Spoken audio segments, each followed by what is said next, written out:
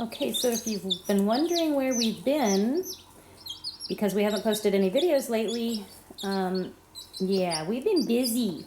We've been busy with these guys. We took delivery of 3 new baby chicks on Tuesday of this week. Today is Friday, so we've had them, how many days is that? Since Tuesday, Wednesday, Thursday, Friday? 3 days? So we've had these little baby girls for 3 days now, which has just taken up a lot of time just in preparing for them and also just, well, observing their adorableness.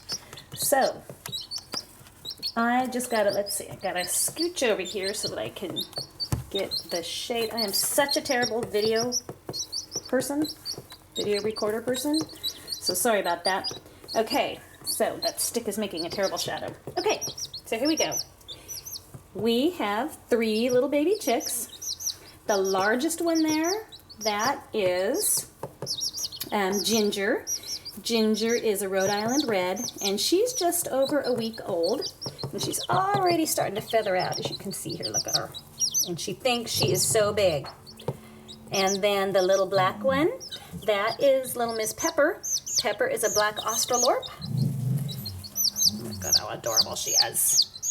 There she is. And then the big crybaby, or the tiny crybaby, right there. That's Sugar. Sugar is a golden sex link, and I love the pattern of her feathers. Look at her little racing stripe. Oh, she's adorable. She is teeny tiny. I put her on a scale this morning, and she actually weighs 1.1 ounce. And Ginger, the big fat cow, she's about 2.7 ounces. And then little Miss Pepper over there, she is about 1.7 ounces as of this morning. I weighed them all because I was a little concerned about little Miss Sugar because she is so teeny tiny. I mean, what weighs an ounce? You guys, the egg she was in weighed more than that. So she's just super dinky, but she's so darn cute. Look at her. Look it. Oh, they're so adorable. I'm in love. So, they are super healthy and happy, and we adore them. So wanted to show you how we're keeping these little girls. They're currently in our home, in this brooder that we've set up for them. And the reason we have them inside is, well, there's actually multiple reasons. One is because we've only had them for a couple of days, and we want to make sure that they are healthy and, sickness and disease-free before we would ever put them with the other chickens. But also because they're not feathered out yet, and they don't have a mama out there. And so, it would be too cold. It's cold and rainy, even in California. So they're going to stay inside until they are fully feathered, which will be about 6 weeks. A little less for Ginger, but we're going to keep them all together. And then the plan will be for us to slowly and safely introduce them to the other chickens, maybe starting tomorrow. We'll see what the weather's like. In a safe way, so that they can all get to know each other, and then there won't be any fighting other than the typical and expected pecking order. So let me show you what we have them in here. We have a big, let me see, whoops, I went the wrong way. Ugh. We have a big tub. It's just like one of those big Rubbermaid kind of tubs that you can get at the, the home center, like Home Depot. And it has a cover on it that we've modified.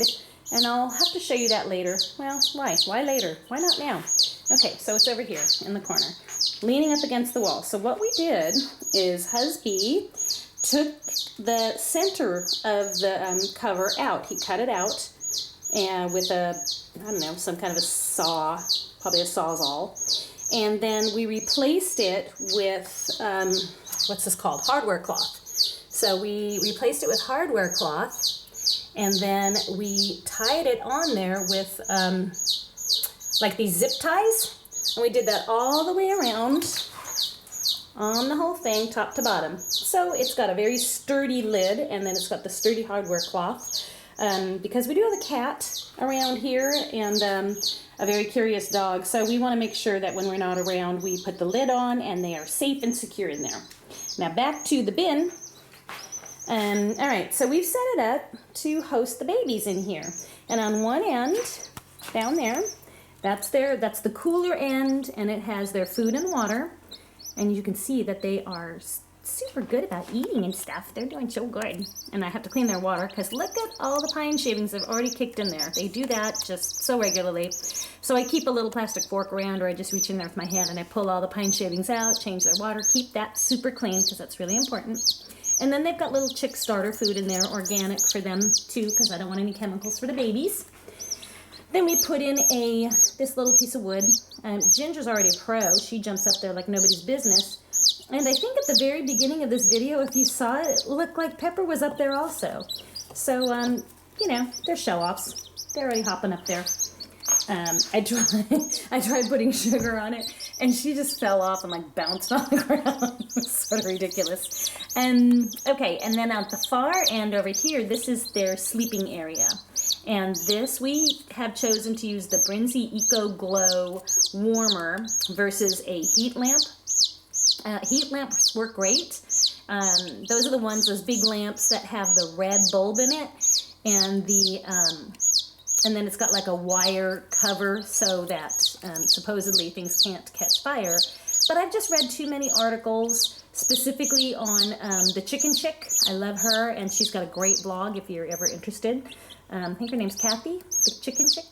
And she posts a lot of articles about the dangers of the heat lamps. So we just chose not to. Plus they're indoors. They really don't need it. It actually gets too hot for them. So this cool little Eco Glow dude here, and this I'm going to fumble really bad for a minute, I think, because I'm trying to do this by myself, and I've got my hand on the camera, and I've got my left hand over here holding up a light, so because it's just too dark. So I don't know. It's maybe really awkward. Anyway, so this you can adjust. It's got 3 different heights, and we currently have it set up on the lowest because these guys are bitsy, and you saw Sugar just run up under there a second ago. He's in there somewhere. So as they get bigger, we can raise it up 3 different levels. So by the time they're 6 weeks old, this will have this popped up all the way, and you know, they'll be fine. They'll be, like I said, they'll be fully feathered, and they'll be doing good. So that's about it. I find them fascinating and adorable and the cutest things ever. So there's my little baby girls. Let's see. They're eating. They're there. Oh gosh. I gotta back up here. You gotta see what's happening. Yeah, here, this. Hi, Daphne. Are you jealous? Are you jealous? Where's the baby chickens? Where's the baby chickens? Yep, they're in here, huh? Oh, I know. So jealous. Okay, so that's it for me for now. Just checking out the little girls.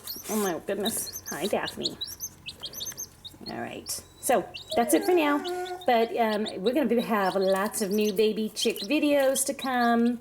And especially when we do something that I think will be helpful to those of you who are trying to be backyard chicken farmers and homestead, you know, in your suburban backyard like we are. Maybe it'll help you.